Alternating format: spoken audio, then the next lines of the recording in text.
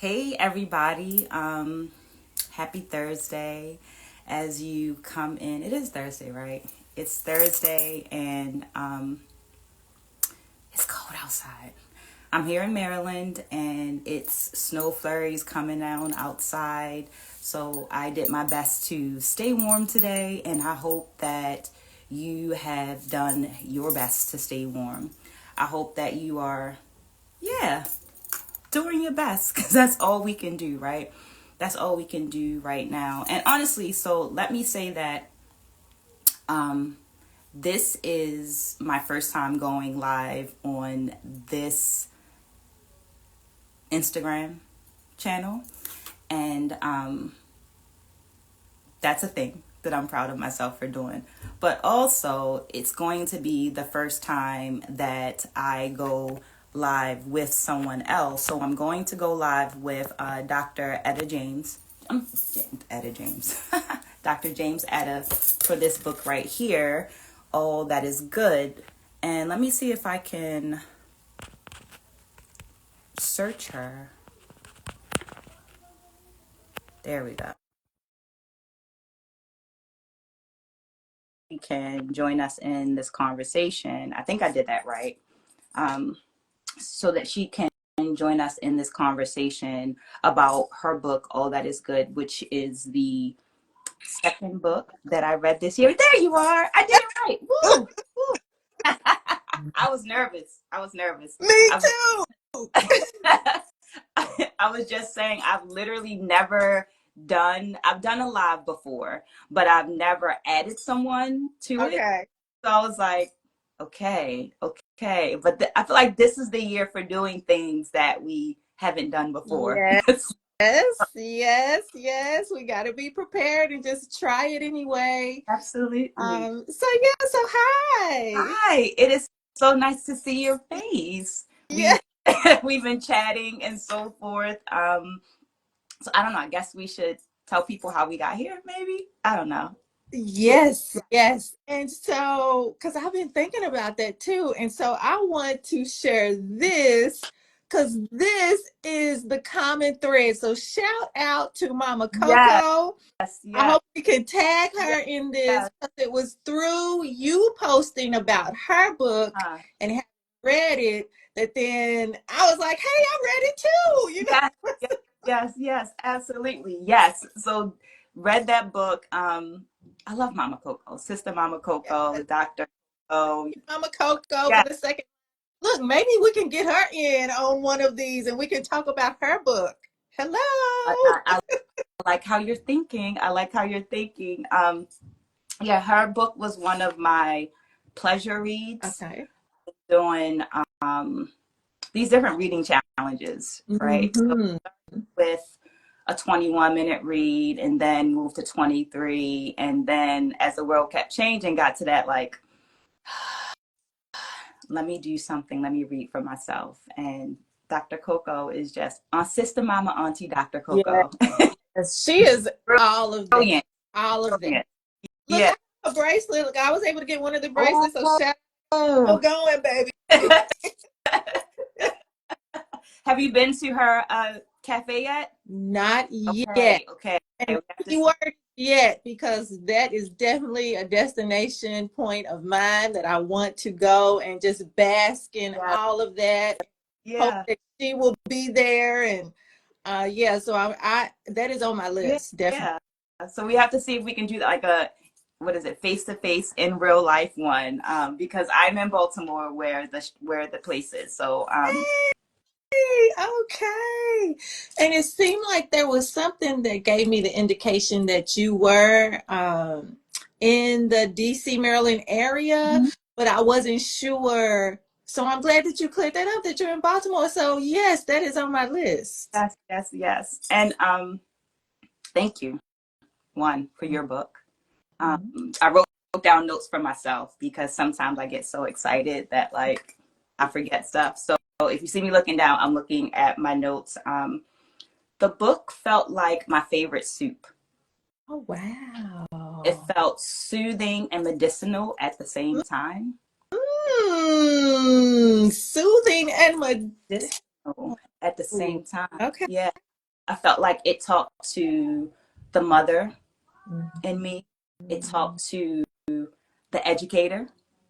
It talked Look, hello. Look, right, right. hello. Talked to the spiritual, like the spiritual side of me. It talked to my journal. Like I have all of these things, right? So um I'm also someone that believes in divine order and divine timing.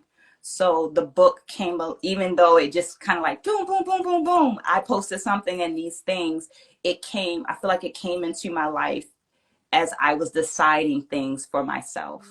And I felt like, okay, okay, because success leaves traces. Mm. So as Mm. I'm reading it, I was like, okay, check, okay, okay, note to self, right? So thank you, thank you, thank you, thank you. Mhm. I feel like I'm going to go back and read it again, like in another year or so, with like a different mind and a different lens. But thank you so much for this edition. Mhm. Well, it really just means so much to hear that from someone. Like I said, we just connected. You eagerly, supported the book, and now here we are. And so to hear that and just to know what it was like for me, not only to live it, but then relive it and then put it together enough to tell it, so someone else could experience it too. Your feedback, what you just shared, really means a lot. So thank you. I appreciate Thank it. you. Thank you. So now I'm going to ask a very cliche question Mm-hmm. to start us off. How many journals would you say you have? Ooh, And I have my homework because I should have known the number. I would say, as far as actual books, look, I'm looking around because I have them in various shapes, sizes, and different purposes. And really leading up to writing the book really prompted me to get more organized so I could put the dates of the capture it on the outside. So then, as I'm becoming now the researcher and the writer of my own story, I can look on the outside and say, this is the time period, what happened here, what is doing here. So I would have to say, because I do have them all gathered together in a central location, because for years they were all over the place. I probably have, as far as physical books, maybe 50, between 50, I'm going to just say 50 plus, because it doesn't always happen in a nice little neat organized journal. I'm writing on all kinds of stuff. I mean, I got it everywhere. If something drops into my spirit, an idea or any kind of thing that I want to capture, I'm grabbing a hold of a pen and a paper, and the first thing that I can get to just capture it. But as far as bound journal books, I would have to say 50 yeah, plus that at least. yeah, same. Like I have journals. I have no idea. I've never even tried to count, which is why I was like such a crazy question. Because if she throws it back at me, I won't be able to answer it. Um, but I did begin to organize them because my daughter asked that at some point could she have them. Mm. So I started organizing because of that. Um, yeah, so I started, but I have like little sticky notepads, like like Tay Two Fat Yes. sticky notes up here over there. I have guided journals. I have blank journals at different places. Do you still keep yours by the bed? Do you still keep a journal I by the bed? keep one by the bed. Yes, I keep one by the bed. And then I have a notebook that goes with me wherever I am, in case, because sometimes the one that's by the bed, I move it and bring it, to another room. Then I get in the bed, then I go to reach for it, and I'm like, oh, where is it? So I just kind of I do keep one by the bed. I do not write every day. Now, I don't know if that was one of your questions, follow up, but I do not write every day. Um, it's intuitive for me. It has become intuitive for me because I wanted to have the freedom to express myself whenever and however. Um, so I had to release myself from that grip of thinking I had to write every day, because it was becoming, for me, not a pleasure. It Mm-hmm. was like a burden. And I didn't want that, because I'm a writer and I love, and that's my greatest form of expression. So I wanted to just intuitively flow, because there are times that I have ideas or thoughts or emotions or whatever, and I just can't capture them fast enough. Yeah. But then that's, I'm releasing myself from that too, and just kind of giving myself grace and saying, that's okay. And then if it comes back, then, now let me focus and intentionally sit down to write. Mm-hmm. So, yeah, but I do keep one by the bed. Now, I wasn't going to ask if you wrote every day, but I was going to ask, the the entries in the book are of varying lengths. So I was going to ask, do you give yourself a set time? Because I know that's something that some people do. Like, I'm going to write for this amount of time. Do you do that, or not? I have done it. There are times if I really need to focus, I may set a timer when I have taught a class or a seminar on writing, because I realize that journal writing does not come easy for everyone, and that is okay. That's totally okay. Um, but I want to introduce it as a form of expression. And so to cultivate a freedom of just writing, of just expressing yourself in that very simple way of just kind of capturing your thoughts. So there has been times that I have set a timer, particularly like for a class, and like introduce them in a free write. Sometimes I prompt them with a word to kind of get it started. And then I set the timer, 1 minute, 2 minute, whatever. And then sometimes, they just take off and just get to going on their own. Not long ago, I was really experiencing a lot of emotion. And so I knew what I needed to do, because writing has been my most useful tool for processing and just, getting out my emotion. And I started writing. And by the time I looked up, Mm-hmm. kind of see what time it was, like an hour or more had gone by, like flown by, because I was just in the flow, and I was just, but I had to purge, I had to get Mm-hmm. it out. Yeah. So yeah, so there are times that I do kind of put a timer, and then there's times that I just freely, and then sometimes depending on the journal, how big the page is, like I always want to at least fill up a page. Yeah. That's just me. But then there's some times where, I'm going to the next page, and then, maybe can fill up another one. Like in the intro, in the back when I set the timer, there were pages that were just pouring out of me. Mm-hmm. Um, but then I felt better, Mm-hmm.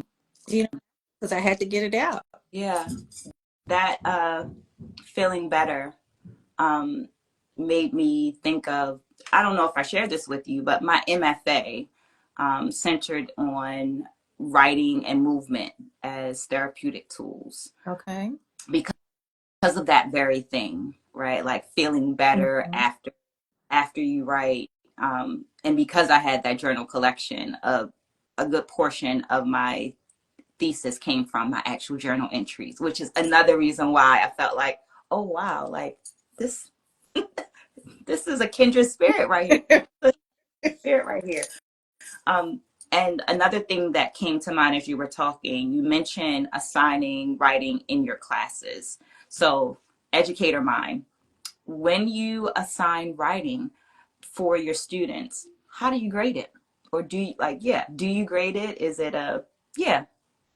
If it is strictly like a free write or a Mm-hmm. journal, I just want them to be themselves. There is no grade. I'm not doing the whole grammar punctuation. I'm not getting into that. I'm more into them cultivating the practice of expressing themselves through writing. If they can just do it, if they can just put the word, the pen to paper, whatever it is, and just do it for the time that is, that I have allotted for that, that's credit for me. That's the process. Yeah. So I am more interested in the process and helping them to understand that that can be a useful tool for them, Mm. as opposed to, marking it up because it was a sentence fragment or a word was misspelled. Yeah, yeah, yeah. I like that. I come from a line of educators, and my aunt says you have to understand the process, right? And while she was in an academic setting, I used journaling and free writing in the dance studio in my dance courses, for that same thing, to get the process rolling, to get it out of your head, to yeah, to help move that process along the way. I'm going to jump now. In the book, you decided you want a C-section for the birth, the second birth. We jumping right We in. jumping right in. We jumping right in. Talk to Jumping. me about, can you, like, now that you're outside the book, like you said, it happens in real time, and then you revisit it when you're writing, and now outside, you're revisiting it again. That decision for the cesarean. Um, Talk to me about that. How did you get there? How did? Wow. And okay, now my son, he's 20 years old now. So there's been a lot of space between what I'm going to share and present day. Yeah. Um, so so let me then just kind of back up to put it in context for those who have not, read or know anything about my story. When I was pregnant with my daughter, she was breached. And so that was how she was delivered through C-section. So that's why I was familiar with the process of the C-section, because she was breached, and C-section was the only option to for her to be delivered. Now, they tried to turn her in the womb, and she wasn't turned. And that was a clear indicator for me that I am going to birth into this world a very independent minded woman. And I did. And she is. Here we are. Okay, so I was familiar with the process of the C-section. They're 21 months apart. So now here I am, getting ready to deliver again, full term pregnancy. He's in the correct position to be delivered, to have a vaginal delivery. Meanwhile, weeks leading up to this, I was having dreams of just things not going right. If I had vaginal delivery, my spirit was not at rest. I mean, it's just intuition. I don't know how else to describe or explain it, but I did not have peace with having a vaginal delivery, although my OB doctor was not hearing me as I was expressing that I would rather have a C-section. Yeah. Oh no, James-Etta, you'll heal. You already got a toddler. Just have a vaginal delivery. You'll heal and recover, and everything will be okay. La la la. Okay. I still was not at peace with that. And as everything lined up and God's grace, when I went into labor and got to the hospital, my regular doctor, who had been with me all through, everything, he was on vacation because this is the Tuesday after Labor Day that I go into labor. And so he's still on his exotic vacation wherever he was. Huh? And when I get to the hospital and, I'm in labor and delivery and active labor, and his partner, who's now taking patients, that is there on the weekend, he just looked at my chart and he asked the question, and it was the asking and him hearing me that changed Yeah. everything. Because he said, as he's looking through the chart, so somewhere in the notes must have said, mom express. I don't know what he saw, but he asked, how are we going to bring this baby into the world? And without thinking or hesitation, I said C-section. Mm-hmm. Then he goes, tells the nurse and staff and everybody that's around me, well, then we've got to hurry up and get you prepped. Otherwise, this baby's going to come in, he's just going to come on in, because that's how far advanced and progressive I was in my, um, in labor. So then the baby's delivered, everything's fine, he's healthy and everything he's supposed to be. But it was after he was delivered and they take him to the next room, which, they do all the things for the baby in the next room. I'm still on the operating table.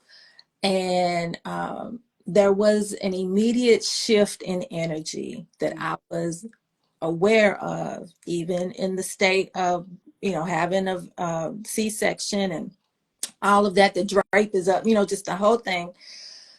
And I just laid there.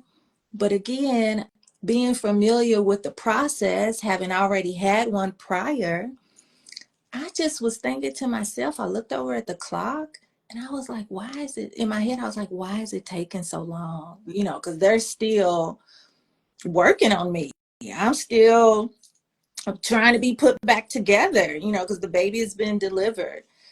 And the operating room was quiet, where we had gone into the labor. Everybody's jovial, they're coming off the weekend, they're at work. It's just a regular day of work for them to come, and deliver a baby.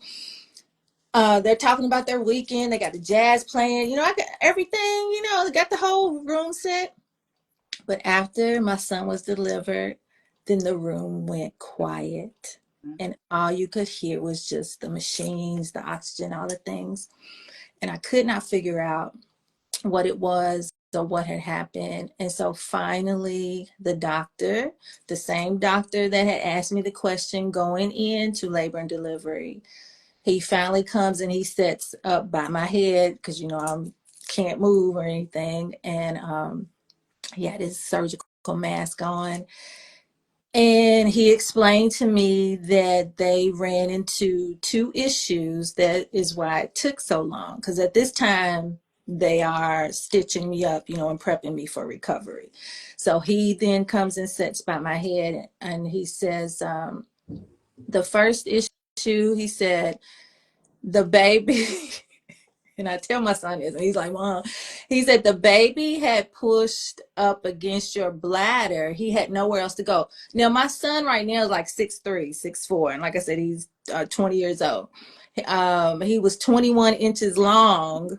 And yeah. So the doctor says the baby had pushed up against your bladder. So there was significant scar tissue that we had to repair. So that took a little long. He said, but then also once the baby was delivered, we noticed there was some oddly shaped tissue underneath, your left ovary. And I was just like, okay. He said, but a lot of times he said those can be cysts, they go undetected. And he said, so we've taken a portion off and sent it to the lab and we should have some results, in the next few days. And so he just was kind of just put me in mind, go bond with the baby, rest up, we'll be able to share more with you at a later time. So I was just like, okay. So that's what he said and that's what I heard. But his eyes told a very different story because he has a surgical mask on. So I'm just looking straight into his eyes. And in that moment, I just surrendered and said, Lord, whatever it is, it's all in your hands. I was grateful the baby's okay and whatever they have found and whatever the results will be. I just surrendered. I said, it's going to be okay. And then it was in those days of waiting for the results to come back that I bonded with my baby. I focused on the baby. I just surrendered any worry of anything to God. And so a few days after, I was still in the hospital. Now my regular doctor come back looking all tan. He done came back from his uh, vacation. And, he's looking through the chart and he's just kind of looking at me again. He's kind of got a wild eye and he's just like, wow. He said, we've really got a unique case here. And I was just like, okay. And then he said the results came back and, explained to me about the results and how it showed what they call low malignant potential. And I was like, what does that mean? He said, well, we're going to get you set up with an oncologist. And I'm like, what? So I'm just filled with all kinds of stuff. And it really, when he was saying these things, I just had what I would call like a Charlie Brown moment. It just went one. I just couldn't process what I was being told. Mm-hmm. So I go from a team of obstetricians to a team of oncologists. And oncology just don't show up because they ain't got nothing else to do. I mean, it's a significant. And so then I really became a true case study. I probably should reach out to the University of Wisconsin medical team and just add, because we lived in Wisconsin at the time. And so then it became a conversation of, do they release me to go home and bond with the baby and rest, or keep me in the hospital and possibly go into an additional surgery to explore if any other oddly shaped discolored tissue are around the ovary, and also if now a possible hysterectomy, to prevent anything to spread. So it was just a whole lot going on at that period of time. But it was through this doctor asking me, him hearing me, and following through, that they did discover there was some oddly shaped discolored tissue under my left ovary. I would be able to come home and rest up, but I would return back to the hospital several weeks later to have my left ovary and fallopian tube removed, because that's where the malignant tissue was. And then I was able to finally recover. And, Yeah. and so, like I said, it's been 20 years. And so I'm so thankful and grateful, because had I not had a second C-section, it would have gone undetected. Yeah. Yeah. Yeah. Yeah. And the surrendering and the intuition, the self advocacy are the things that stood out to me in that section, because as a Black woman in the United States, having a baby, we're not always listened to, right? So you have to be an advocate for yourself, but you also have to listen to what's inside of you, because yeah, like not everybody is for a C-section.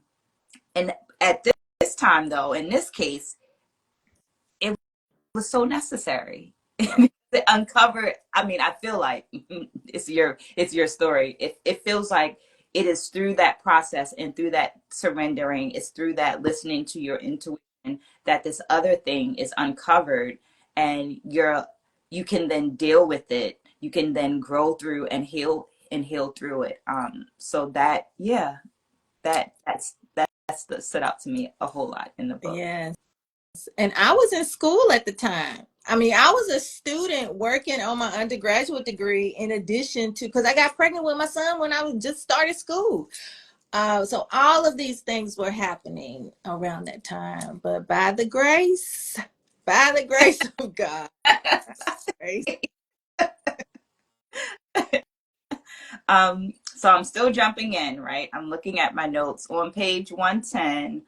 Um, Oh, look, I got my book. Let me pull this yeah, up. yeah, What you? yeah. Page 110. Okay. You talk about a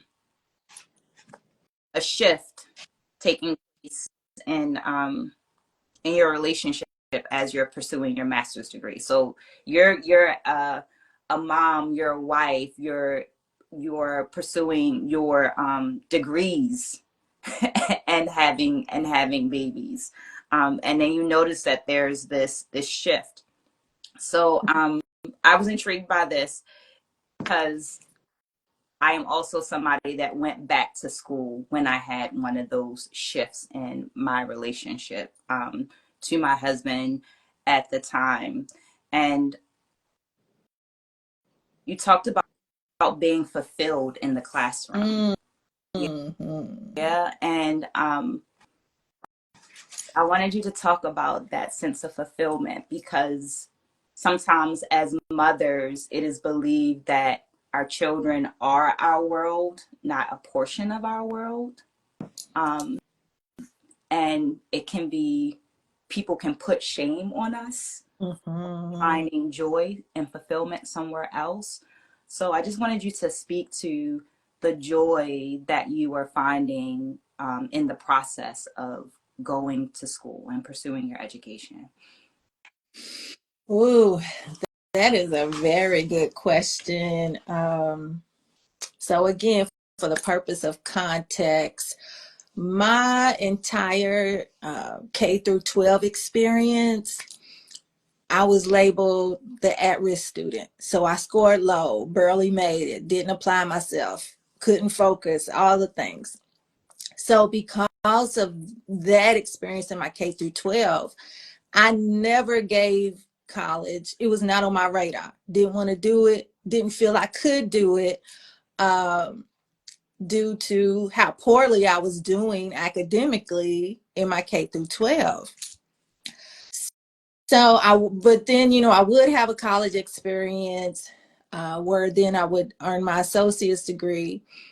But even after I earned my associate's degree, I would still see career opportunities that I knew I could do and was more than qualified for, but I did not have the 4-year degree. So it was just like, okay, so it was this constant yearning just between me and me that I want to go back to school. I want to go, let me go back to school. So now I am, like I said, we had just relocated from the Washington, D.C. area to Wisconsin. My daughter was just a few months old, and it was a starting all over on so many levels. And so it was then that I heard an advertisement for a university, Ottawa University, who was opening up a campus that was geared towards adults going back to school, and that they accepted all previously earned credits. And that was something I had not heard before, because I had attempted to go back to school along the way, but it was like all my credits didn't transfer. So it was just this constant wheel of disappointment. Mm-hmm. And how can I achieve this 4-year degree when I still got to take another sociology class or English? I got to keep repeating. So now I'm in the classroom. Now I have all this life experience and a family and all these things. And now I'm sitting in the classroom, not as a 19-year-old, but now as a 30-plus-year-old. And things are making so much more sense. It was just like, it was just so crystal clear to me, to the point to where it just really ignited something in me that I didn't even know was there. Just different theories and processes and concepts and practices that was really making sense, where prior to when I was 18, 19 years old and going to college, I didn't know what they were talking about, and I couldn't string any of it together. But now it's making so much sense. So and it was through that process of now returning back to school as an adult that I would learn uh, the differences in types of research. You got your qualitative and you got your quantitative. And so between the two, it was the qualitative research that mentioned case studies and that journals was a method of data collection. What? Journals? And I'm thinking, you mean like the journals I've been keeping all this time is now it can be a like I have to really sit in that now new awareness of, wait a minute. So then, as you're talking about, when I looked at page 110, I'm now on the graduate level. Mm-hmm. So I completed the undergrad. Now I'm on the master level. So honey, now all the bells and whistles are going off because it's making so much sense. And I'm thriving. I am thriving in a formal learning setting in a way that I had never done before. I didn't even know that was possible for me based on my background, based on my previous educational experience in my K through 12. So by the time I get to graduate school and understanding so much more on a deeper level. I mean, all the different theories and critical thinking and just the processing and then reflection. Hello, what? Reflection. Yeah. So then I go to my professor, and I explain, kind of like the ideas. I got all these journals, but I was just writing stuff down to get it out of my head. There was no other purpose for me at the time. And then through talking with Dr. Robinson and her helping me to understand there was no limits in the different avenues and all the kind of things that I could put together to further deepen research and, cultivate practice in me. My master's thesis became going back through my journals. And now, but I'm going back, I'm revisiting. Now I'm going back for the purpose of analyzing. Now I'm going back to reflect and analyze and write and process in a way to complete this master's program. So it was just doing all of that the layers of not knowing or the layers of doubt just began to just fall away because it was in the classroom, it was on campus, it was in the library, it was in all those formal learning environments that I really began to understand that I was smart, that I had a whole lot of value, that, my lived Yes. experience, wait a minute, this is something here. Yeah.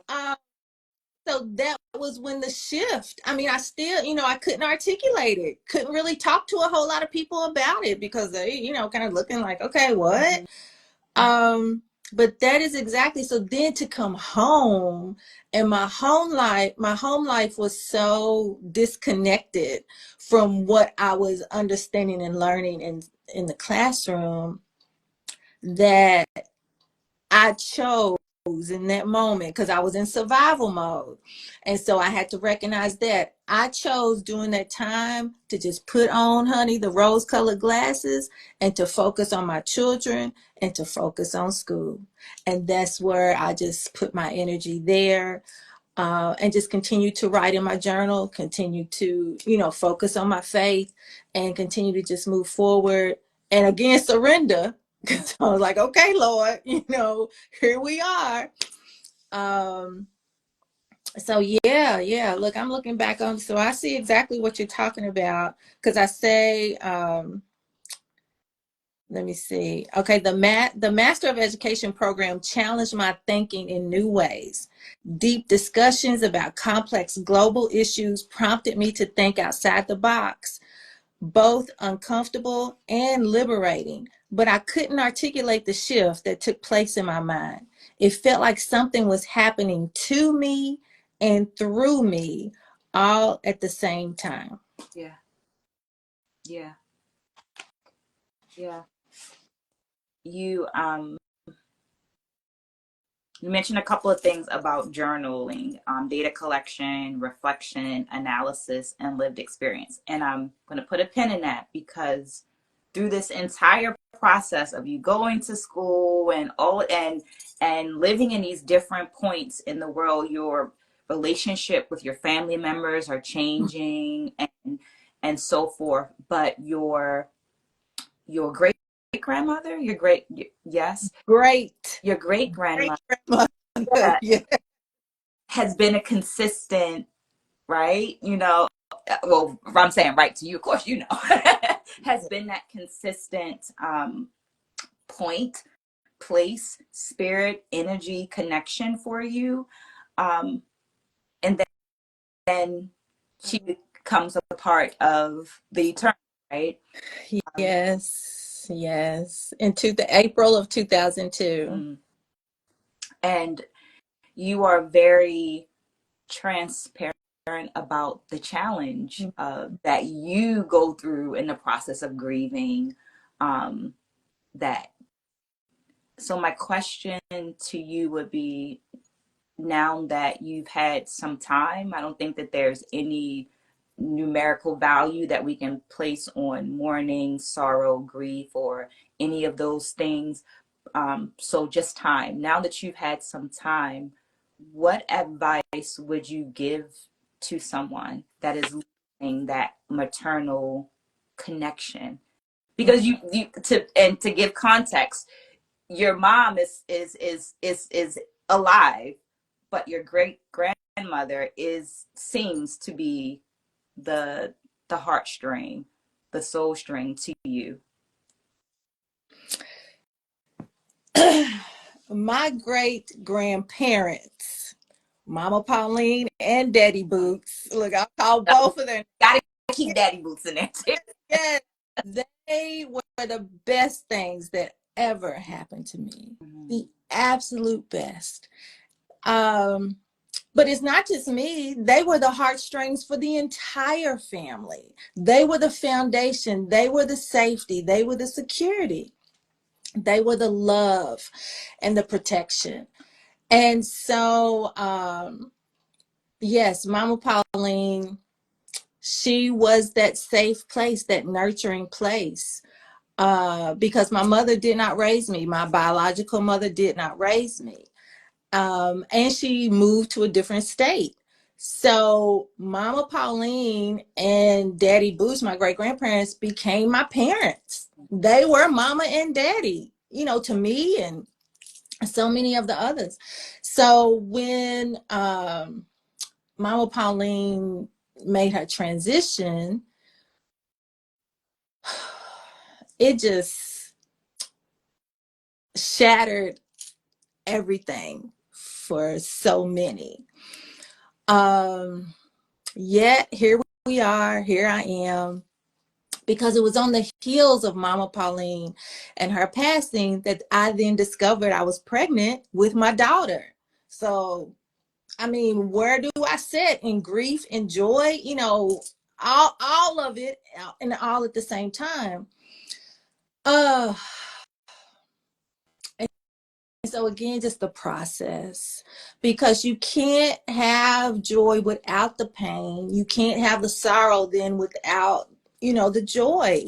And so the journals, the writing, the processing, the pouring out my emotions in that space became the best outlet for me.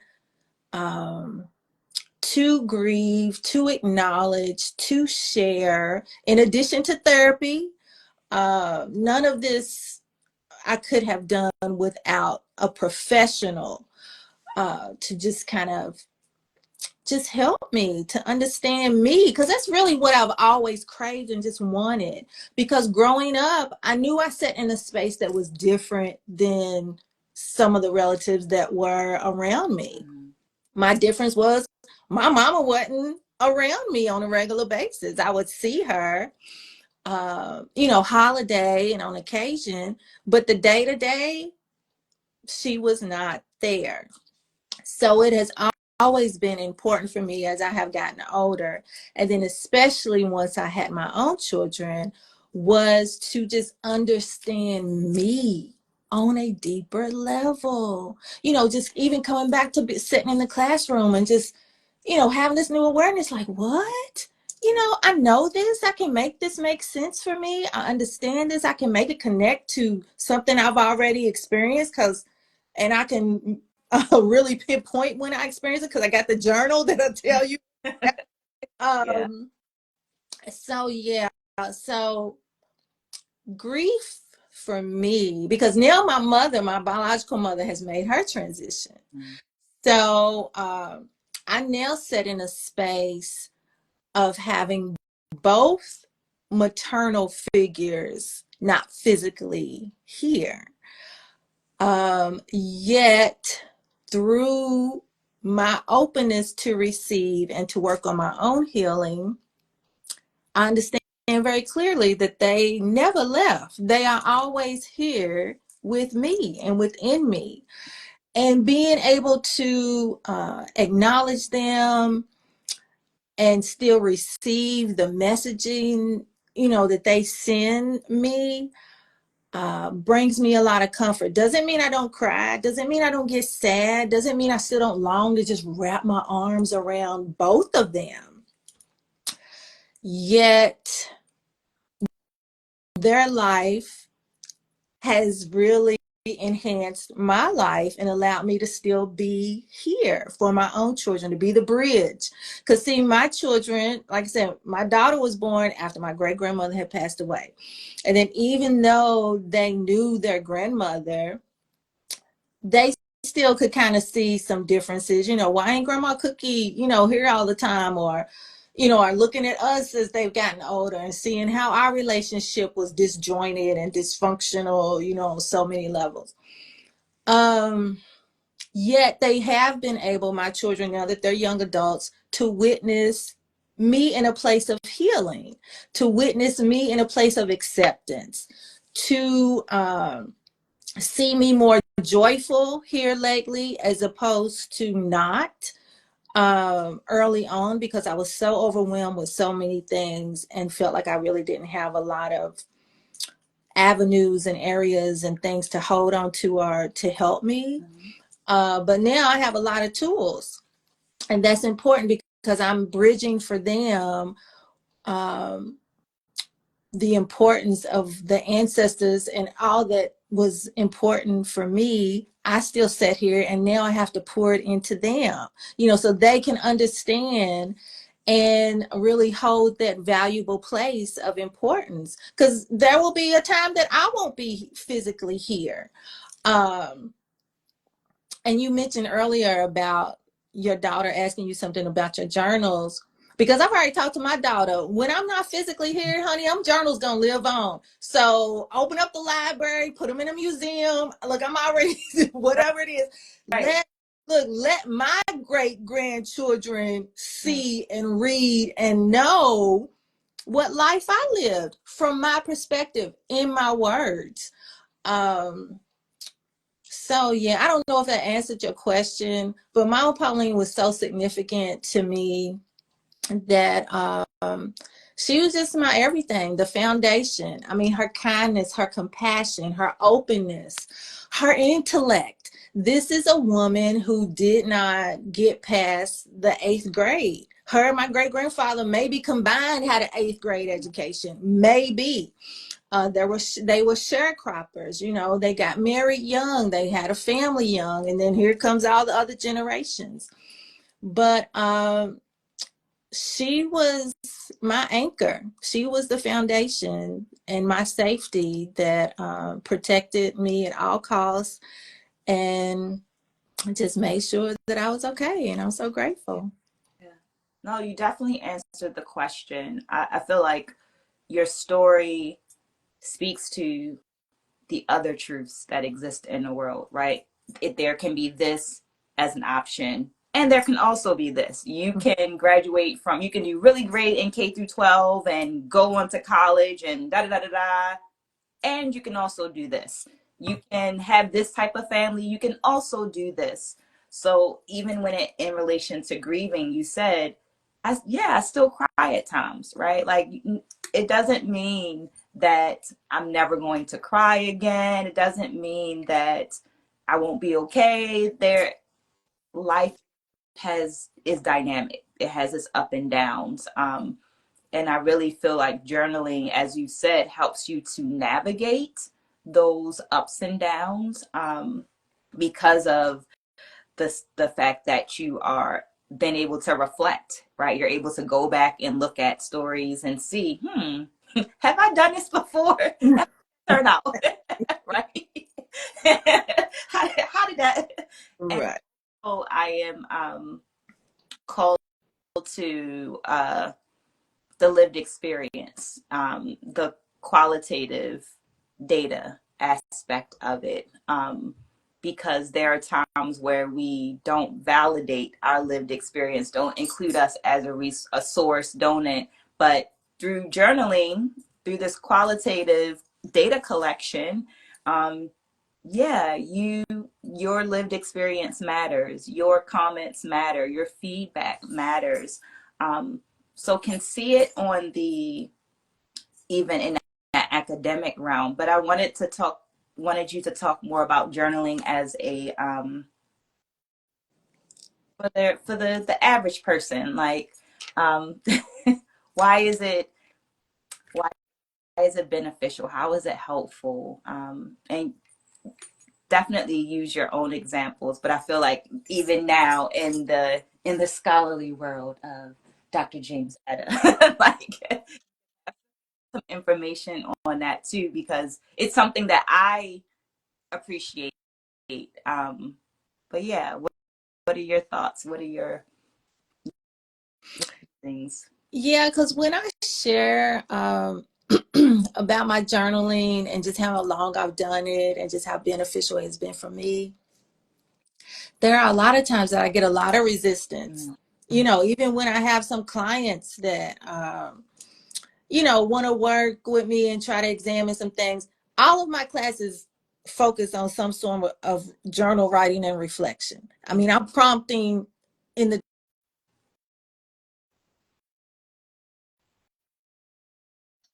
I have one client that I'm working with, and she's an adult going back to school. English is not her first language. Um, so there's a processing on a different level for her there. But she recognizes, because she brought this to my awareness, that a lot of it sits in her inability to feel confident in what she knows. And so then I asked her, I said, where do you think that started? I said, talk to me about growing up or going to school. What was it like for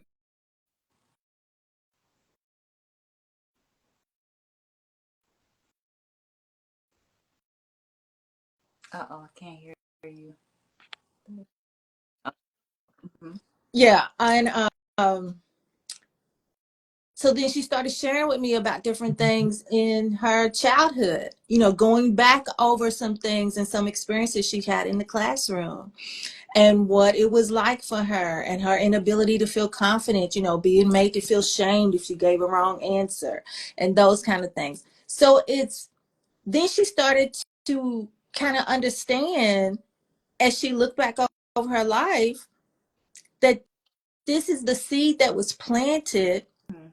but you now can decide if you want to uproot it, and let's plant something new, or if you want to still cultivate, in this case, the lack of confidence, in yourself. Mhm. So I try to use my own examples because I was just writing freely. I had an experience that kind of triggered up something in me. I felt like I wasn't being told something that I knew was to be something else. But now what do I do? I don't really trust nobody to share with, so I started writing. That's how I got to writing in the journal. But then when I started to see the benefit or just kind of see what was showing up in my life, because there was a pattern that I recognized once I went back and started looking over my journals, I was always writing in the space of negativity. I Mhm. was always being triggered by something negative that then would prompt me, let's write it out, which fuels a lot of adrenaline. But then I kept being in a negative cycle. So once I became aware of that, then I started to write more positive.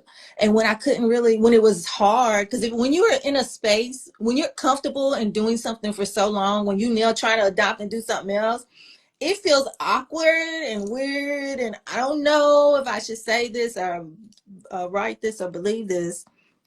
I would then turn to faith. I have a foundation of faith, grew up in the church. So then I would write the scripture. I would go through and find the scripture, went to Sunday school, know the books of the Bible, all those good home trainings that I've had. And so I would just kind of get back to the basics and find something that was encouraging to me and write it out. Write the full scripture out. Write the book and the verse and all of that, and keep revisiting that to cause some positivity. Yeah. So when people that I encounter want to be resistant about keeping a journal, I see it as you are the author of your story. Because there will be a time, a day and a time when your voice, you will not be here to tell what you went through and how it was for you. So, do you want it to be told secondhand from someone else's perspective, or do you want it to be directly from you? Yeah.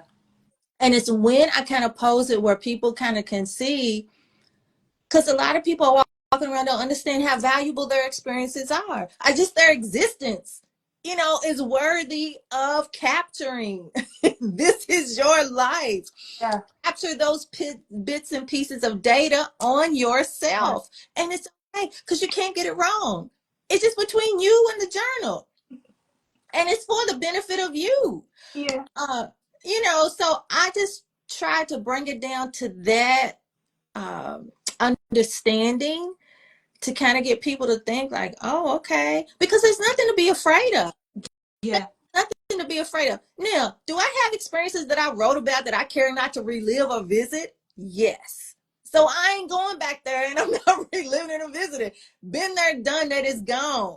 Look, I sit in now a place of gratitude, thanking the Lord that I made it through and I lived to tell it.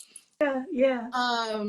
But there's so much value. There are so many benefits, understanding patterns, recognizing your belief system. Mm. That's what helped me when I started then examining it from the root, as far as my upbringing, the root as far as my environment, the root as far as people around me in different situations, and then seeing the patterns in that. Oh yeah, I remember so and so did act this way during this time of the year, or this was happening, you Mm. know. So then see it in myself, to sit in that space like, oh, I'm doing the same Yeah. thing, Yeah. Yeah. you know. And and so doing the same thing don't mean it's wrong, but if doing the same thing is not bringing you joy in a way, if doing the same thing is causing you to not feel uplifted, then you have the freedom to choose and to do something different. And so my journals have helped me to understand and to recognize that transformation, that shift that was happening in me, through me, outside, all around. Those journals have been the roadmap for me to understand me. And like I said, that has been my goal from the very beginning, is to know myself, Mm. to understand me in all the ups and downs, in all the negative and the positive, Yeah. because it all works. And that's how the title, I came up with it because Romans 8:28 says all things work together. Not Yes. some, not just the happy, not just the good, not just the celebration. All things work together for the good of them who love the Lord. And honey, I love the Lord. And so I was just like, okay, all that is good because it has all worked out in his favor and for my good. Yeah. My a lot of times a number of times I should say, teaching a dance history lecture and students will be like, well, why didn't they write about it? And I'm like, everybody doesn't wake up and say, I'm going to do something amazing today. Let me write down everything that happened. Right. But hey, if you write in your journal, you write on your notepad, you might, that information, that story, your narrative, your words, your perspective will be available for someone in the future. And as you mentioned throughout the book and just now, when you're growing, it doesn't always feel good. But when you go back and you can look and see that growth through those journal entries, through whatever, um, that feels good. And sometimes that's enough to help you to continue to go forward. And Mm-hmm. yeah, so I, next question. How do you decide when to go back and review your journals? Mm. Ooh, it's a good one. Good one. There are some times that I look at the calendar, and see what the date is. And I'd be like, ooh. Because there are some days that are just significant, when things happen, birthday, when someone made all these different things. And so there are times that, I go back and I just kind of dig through and look. And then when I can match up, the dates or the time frame, because it ain't gotta always be to the day. But Mm-hmm. if I match up the time frame and just kind of nail for the purpose of going back and reflecting and see what mindset I was setting in then, and then see where I'm at now, it just further and deepens my appreciation. I set in Yeah. gratitude. So here most recently, when I really am filled with a lot of gratitude in my journal, I list out the alphabet A through Z, a letter on each line of the line page. And then once I have the letter, I'll write something positive or something I appreciate that corresponds with the letter. Okay. Alignment, blessings, clarity, Uh, you know, uh, whatever it is. Sometimes I would list out different foods. Sometimes I list out different places I want to visit. Let me call that into my life. Let me go to Africa. Let me go to Brazil. Let me go to, yeah. Croatia. Let me go to all these places. So, that's how my journals have evolved, from sitting in a place of triggered trauma and writing about a negative experiences. Then now, honey, I'm calling in, exotic locations and abundance and increase my territory and all of that. So it has helped me to identify so much growth in me, Mm-hmm. which for me is important because then it leaves a legacy it leaves a legacy for those others to see you as a human being, to see you through the lens of, oh my God, I didn't know that, she experiences or she went through that. But yet look how abundant her life was. Look how fulfilling, and happy she was, despite whatever she had gone through. And then just to make connections. It's what I like to call the reflect and connect. When I go back and look at something, I am doing it for the purpose of, like I said, reflecting on where I was when it was happening, and then connecting it to the space of where I sit right now, and just appreciating the growth. I am so proud of me. I am so proud of my growth. Um, because my life could have turned out so much different. I could have made so many other different decisions that could not afforded me to be setting in the space that I set in right now. So it's just full appreciation for me. You brought in two entry points of journaling that I want to repeat. The first one was scripture, right? You're in a hard place. Find a scripture, find something from whatever the spiritual book, the spiritual word that you align with. Find an affirmation and just writing it out. And you also mentioned the alphabet, but specifically the one where you're calling things into your life. And I wanted to just repeat that because those are simple. Those are simple um, ways to invite this process into your life. Yeah. So Mhm. thank you for that. And I do not have any more questions as of right now. I'm still, I feel like I'm absorbing. I'm a very pensive person and I'm also an introvert. So like this is I'm including this as my peopling for the day. I get it. But I did want to leave space for you to share anything. Ask me a question if you would like to, but just leave space for you to add in whatever you would like to add into this space.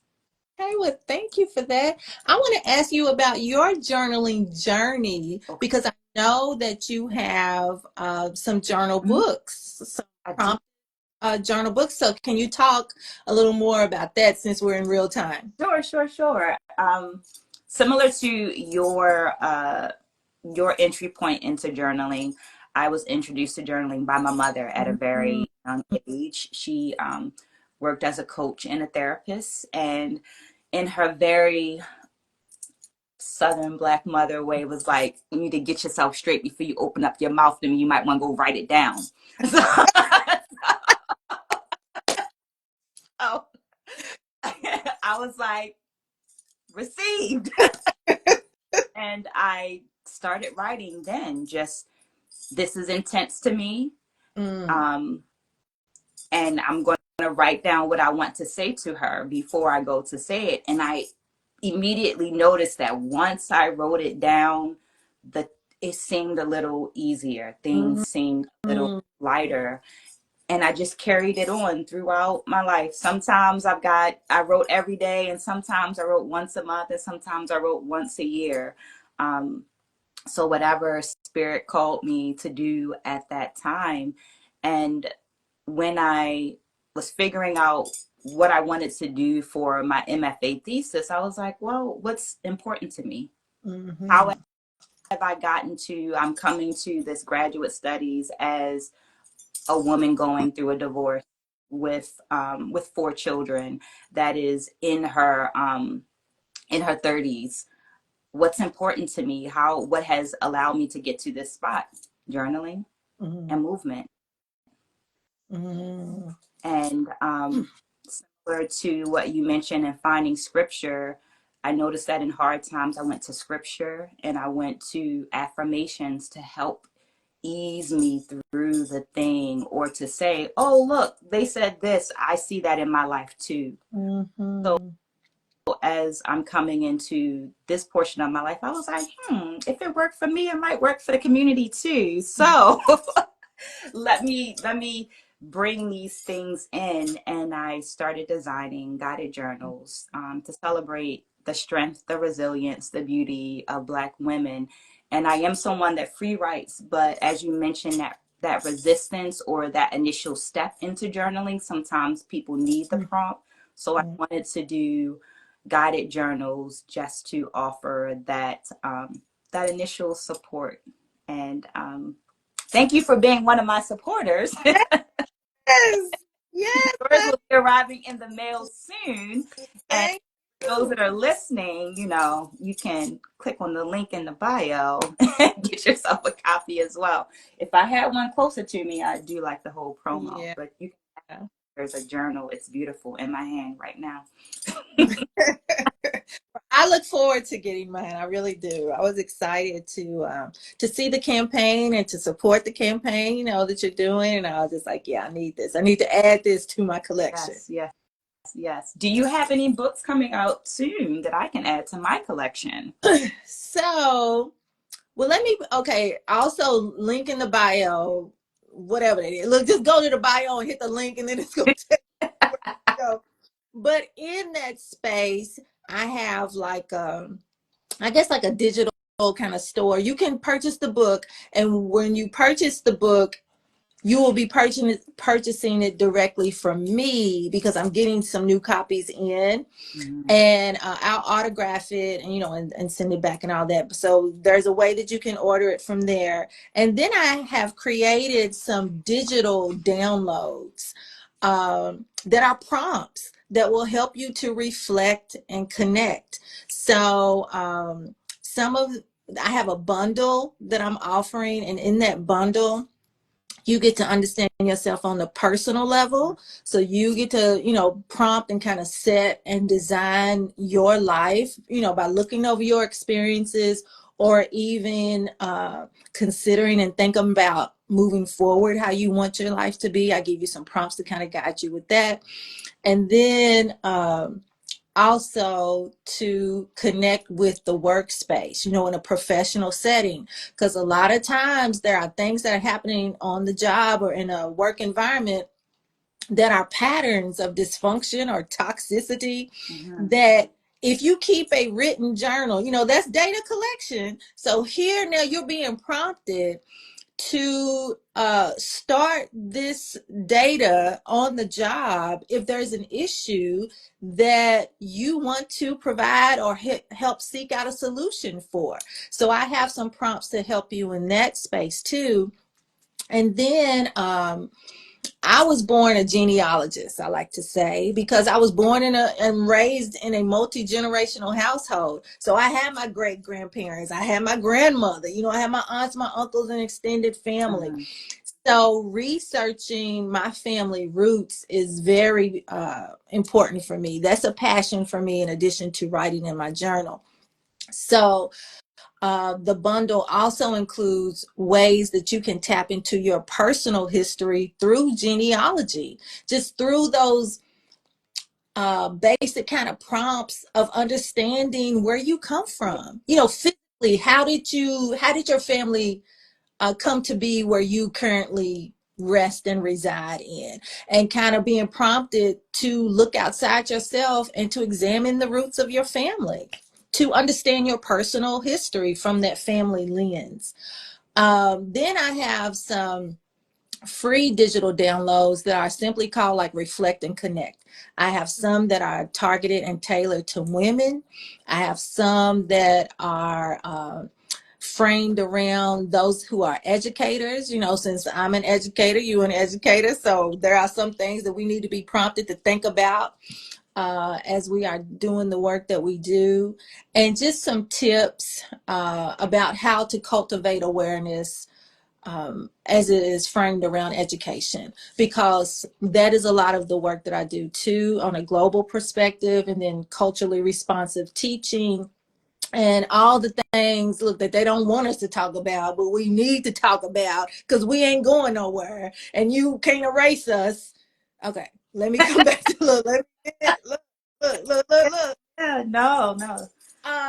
So it's just some of those things as far as some of the work that I do or have done, that when I would do trainings or encounter, people in certain situations, they would ask me questions and then I would prompt them there on the spot. Then I was like, okay, let me kind of craft up something and put it like a 1 page, a 2 page, a small little something that is manageable for anyone to start their journaling practice. Yeah. So again, link in the bio, you just click and then you can, it'll take you somewhere else and then you can see all the things that I'll be offering. But as far as an additional book, of course, I have so many books, look, that are just waiting to be birthed because I have all these journals. So I got so much life experience that still is unfolding that I know will be of benefit to whomever, because I'm a living testimony of what I've been through and I've got the journals to support it. But my next writing project that I'm hoping to really be intentional about my focus to write about is my relationship with my mother. That will be a key piece, and how our relationship, how it was then and how it is now. Because where I said and how I understand, the relationship didn't die when she did. It continues. It's just now different. And so I'm open and able to understand and receive that, and to still honor her in such a loving way, because I feel the love that she sends and have always carried and had for me. And so that's where a lot of my focus will be on the next writing project, will be about the relationship as a daughter, and then me setting in my motherhood with my own children. Mm-hmm. Um, yeah, yeah. That's I have to check. I have to go to the link in your bio because I'm like, oh, I didn't know about all of those things. Those are some one, especially the educator one. You mentioned that. I do have a journal for educators as well. Mm-hmm. Mindfulness, because you're dealing with a lot of students, but you also need to take care of yourself as you're dealing with students. So yeah, I'm interested in your bundles. I'm gonna go check them Yeah, out. yeah. And I will be adding more, as I kind of streamline and focus and get them all together, I will be adding more. Look, now that I've kind of uncovered and discovered, oh, I can do this, boop, boop, boop, now, because it's just me over here, so I'm building as I'm growing. At best, right? So now that I've kind of, uncovered and figured some things out, even YouTube channel, been trying to navigate and figure that out because it's so much that I still want to be able to offer and put out there because I have so much. I've named it Dr. James-Etta Learning Academy because I really do have a learning academy of information, of resources, of just so many things that can just be beneficial, K through 12, higher ed, life, whatever, because I'm a lifelong learner. So if you can make it connect to your situation, I got you. Yes, yes, yes. And in the ideal world, we'll be able to save this video, download this video, and upload it to YouTube for people to view. I I'm gonna see if I can figure it out. I think the message say, "Oh, be sure to save it so we can both post it on our story." So I think once we finish and you click the X, you Okay. prompted because you initiated the live. You're going to be prompted with, "Do you want to save and share?" And so that's where you click that, and because I guess I don't know how to tag me to then so I can then have it on mine too. I don't. Somebody look. The somebody help us.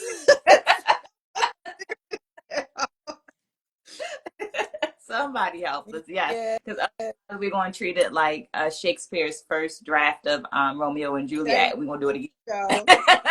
There you go. But no, thank you for your time. I know that I will be speaking with you again soon, and thank you for your And like I contributions. said, I know that I mean, I didn't know that you were in Baltimore per se. I just something that gave me the indication that you were in the Maryland Yeah, area. But Baltimore has been on my list. So you haven't been to Mama Coco's I yet? have. That's why I was. You come, we can go again. We we love Mama Coco's. Yes. Okay, definitely, definitely. I mean, just when I see different pictures and interactions and stuff online, I'm just like, oh, that is the spot right there. I need to go there. Breakfast, lunch, dinner, after hours, it's the spot. Yes. Oh, I love it. I love it. Well, yes, we will definitely be in touch. And look, we can do this again. We just ain't gotta do it just for the purpose of the book. I mean, we can talk about whatever we need to talk about. We We both will. We will. yes. We Yes. will. Yes. Enjoy your evening, and I will be speaking to you again soon. I'm going to hit the save and share. Okay. So we have. All right. Okay. Take care. Bye.